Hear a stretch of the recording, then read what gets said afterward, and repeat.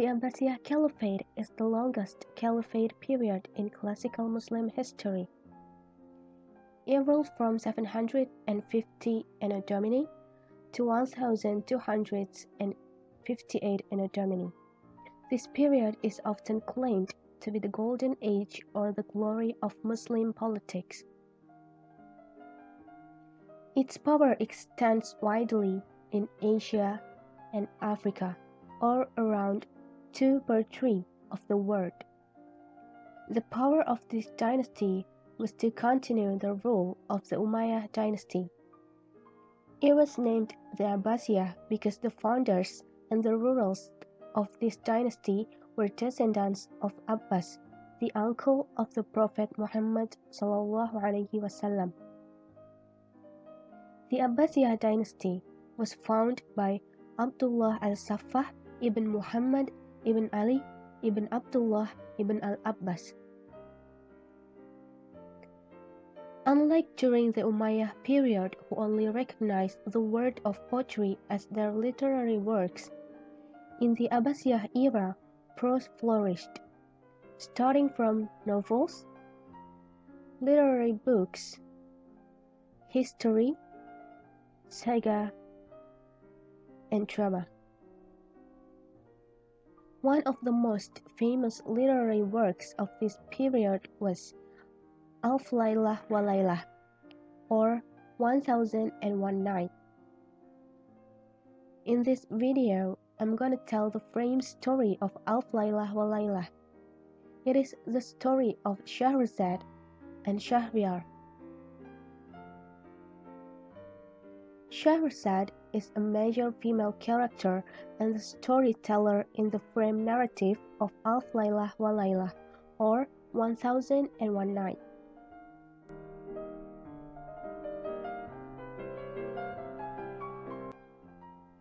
These are the characters of this story. The first is Shahryar, he is a king. The second is Vizier, or Shahrazad's dad. The third is Shahzaman, he is Shahryar's little brother. The fourth is Dinarzad, she is Shahrazad's sister. The fifth is Shahrazad, and the sixth is Shahryar's wife. And without any further ado, let's go to the story. There were once two kings called Shahryar and Shahzaman. They were brothers. Shahryar was an important king. He ruled all of Persia, India, and China. Shahzaman, his younger brother, was the king of Samarkand. One day, Shahryar said to his vizier, "I'd like to see my brother. Go to his palace in Samarkand and invite him to India." The vizier, who had two daughters, Shahrazad and Dinarzad, made preparations for his long journey. He and his servants traveled day and night. When they arrived in Samarkand, the king greeted the vizier warmly. "Welcome to Samarkand," he said. "Tell me, how is my brother?" "He is well, your majesty, but he'd like to see you again. He told me to invite you to India," said the vizier. "Prepare for the journey immediately," said the king. "You and your servants can put your tents in the big field outside the city walls. Wait for me there." On evening 10 days later, Shahzaman arrived at the vizier's camp. "We'll start our journey early tomorrow morning," he told the vizier, and then he went to bed. At midnight, the vizier received a visit from the king. "I'd like to say goodbye to my wife one more time," he said. "I'm going to return to the city." Shahzaman brought back to the palace and went straight to his wife's bedroom and opened the door. She was there in bed, but she wasn't alone. She was with one of the kitchen boys. Shahzaman was very angry. He took out his sword and killed both of them. Then he returned to the camp. The next day, the king, the vizier, and all their servants left Samarkand. They traveled for many days and nights. Finally, they arrived at the royal palace in India. Shahryar came out to greet his brother. He was very happy to see him again. He gave him clean clothes, food, and drink. He gave him a palace to stay in. "That palace will be your home here," he said, "but you must come and see me every day." The two brothers spent the days pleasantly. They talked, played chess, and walked in the gardens. But Shahzaman thought about his wife all the time. He was very sad. He stopped eating. He became thin and pale. His brother was worried. "Perhaps he wants to go home," he thought. "I'll send him back soon." One morning, Shahryar said, "I'm going hunting in the forest, brother. I'll be away for 10 days. Would you like to come with me before you go back to Samarkand?" "Thank you, brother, but I'm tired. You'll go and I'll stay here," replied Shahzaman. He sat at his bedroom window all day.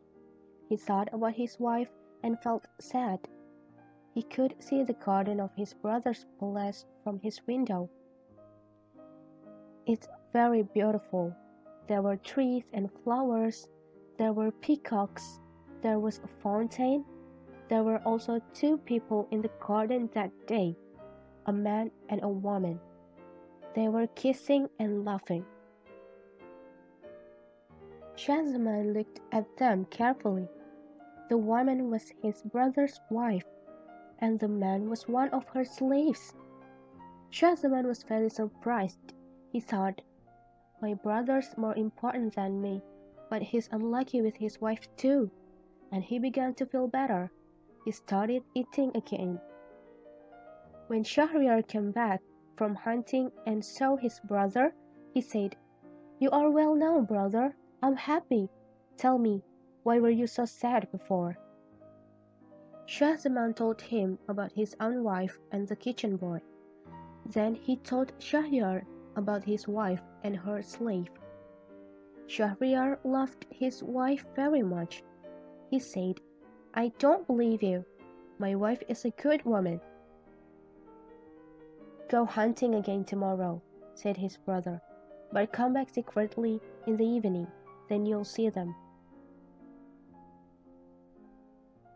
So the next day, Shahryar went to the forest.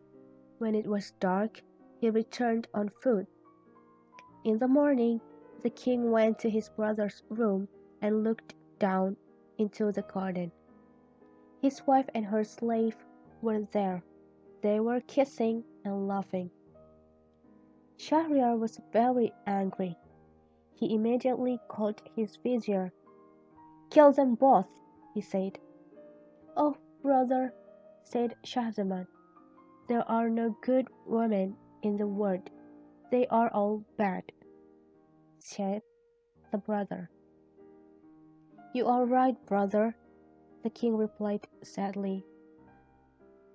Soon after this, Shahzaman went back to Samarkand. One night, a month or two later, Shahryar said to his vizier, "I want a new wife. Go and find one for me." The vizier found a girl. He took her to the king's bedroom, and Shahryar married her.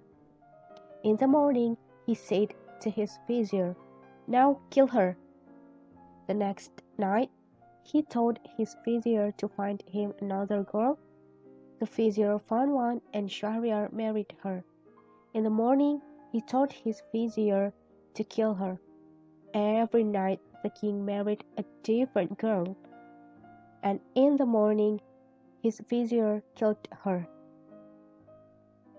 The people in the kingdom became very angry with the king. They didn't like losing their daughters. One day, Shahrazad, the vizier's daughter, said, "Father, I'd like to marry the king. I want to try to help our people." She was a very intelligent girl. She read and studied a lot and knew many things. But when her father heard this, he was very angry. "You silly girl! The king will spend one night with you and then in the morning I'll have to kill you," said the vizier. "I want to help our people, father," Shahrazad said. "I have a plan. Please take me to the king." The vizier was sad, but he took her to the king. Later that night, when the king and Shahrazad were in bed, she started crying. "Why are you crying?" asked the king. "I'd like to see my sister one more time before I die," she said. So the king sent for her sister Dinarzad.